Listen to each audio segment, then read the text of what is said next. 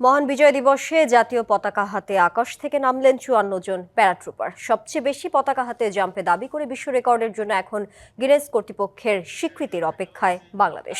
৫৩ জন jump করেন বিডার নির্বাহী chairman Ashiq Chowdhury.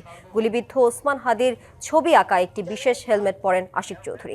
Team বাংলাদেশের দাবি এটি এখন পর্যন্ত সবচেয়ে বেশি পতাকা হাতে জাম্প। এখন গিনেস ওয়ার্ল্ড রেকর্ডসের স্বীকৃতির অপেক্ষা। এতে অংশ নেন প্রধান উপদেষ্টা ডক্টর মোহাম্মদ ইউনূস, ছিলেন তিন বাহিনীর প্রধান ও উপদেষ্টা পরিষদের কয়েকজন সদস্য, ছিল এয়ার শো। আর তা দেখতে মানুষের ঢল নামে। আগারগাঁও সংলগ্ন পুরনো বিমানবন্দরের প্রবেশ পথে সকাল থেকেই ছিল দর্শনার্থীদের দীর্ঘ সারি।